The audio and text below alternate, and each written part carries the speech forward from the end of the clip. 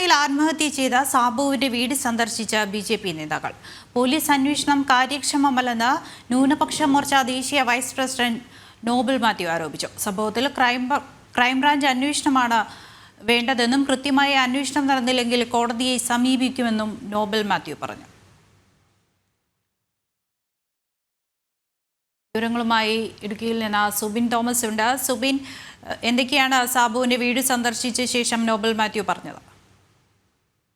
ഉച്ചയോടുകൂടിയാണ് BJP ന്യൂനപക്ഷ മോർച്ച ദേശീയ vice president Nobel മാത്യുവിന്റെ നേതൃത്വത്തിൽ ബിജെപി നേതാക്കൾ ഈ സാബുവിന്റെ വീട് സന്ദർശിച്ചത്. CPM അന്വേഷണത്തിൽ ഇടപെടുന്നു എന്നുള്ളൊരു ആരോപണമാണ് അദ്ദേഹം പ്രധാനമായും മുമ്പോട്ട് വെച്ചത്. വീട്ടിലെത്തിയ ശേഷം സാബുവിന്റെ ഭാര്യ മേരിക്കുട്ടിയെയും മക്കളെയും മൃതരായ മാതാപിതാക്കളെയും നോബൽ മാത്യുവും ബിജെപി നേതാക്കളും കണ്ടിരുന്നു. ഇതിനുശേഷമാണ് അദ്ദേഹം ഇക്കാര്യം പറഞ്ഞത്. കട്ടപ്പന സിയെയും തങ്കമണ സിയെയും ഈ ഒരു കേസ് അന്വേഷിച്ചിട്ട് കാര്യമില്ല.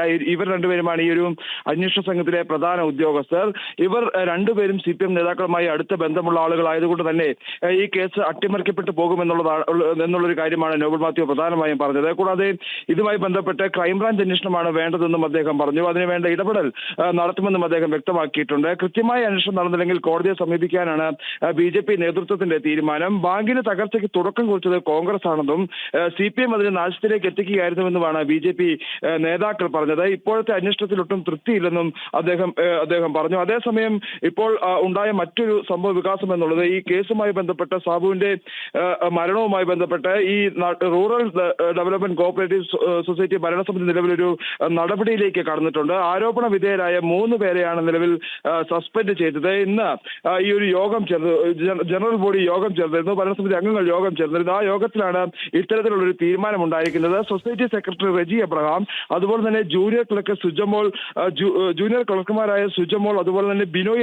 എന്നിവർക്കാണ് നിലവിൽ സസ്പെൻഷൻ ഉണ്ടായിട്ടുള്ളത്. ഇനിയിപ്പോൾ വരും ദിവസങ്ങളിൽ കൂടുതൽ നടപടി ഇവർക്കെതിരെ ഉണ്ടാവാനുള്ള ഒരു സാധ്യത ഉണ്ട്. അതേസമയം ഈ കേസുമായി ബന്ധപ്പെട്ട് ഈ കേസിൽ ഇതുവരെ ആത്മഹത്യാ പ്രേരണാ കുറ്റം ചുമത്തിയിട്ടില്ല എന്നുള്ളതാണ് നമുക്ക് മനസ്സിലാക്കാൻ സാധിക്കുന്നത്. നിലവിൽ ഇപ്പോഴും ഈ അന്വേഷണത്തിന്റെ പ്രാഥമിക ഘട്ടത്തിൽ തന്നെ ഈ അന്വേഷണം നിൽക്കുന്നു എന്നുള്ളതാണ് ഏറ്റവും പ്രധാനപ്പെട്ട കാര്യം.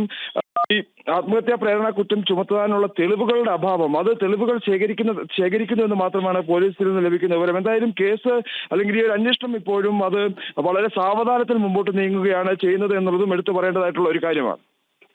സുബിൻ തോമസ് ആണ് വിവരങ്ങൾ നൽകിയത്. കട്ടപ്പനയിൽ ആത്മഹത്യ ചെയ്ത സാബുവിന്റെ വീടാണ് BJP നേതാക്കൾ സന്ദർശിച്ചത്. അതേസമയം റൂറൽ ഡെവലപ്മെന്റ് കോർപ്പറേറ്റീവ് സൊസൈറ്റിയുടെ ഭരണസമിതി അന്വേഷണ വിധേയമായി 3 പേരെ സസ്പെൻഡ് ചെയ്തിട്ടുണ്ട്.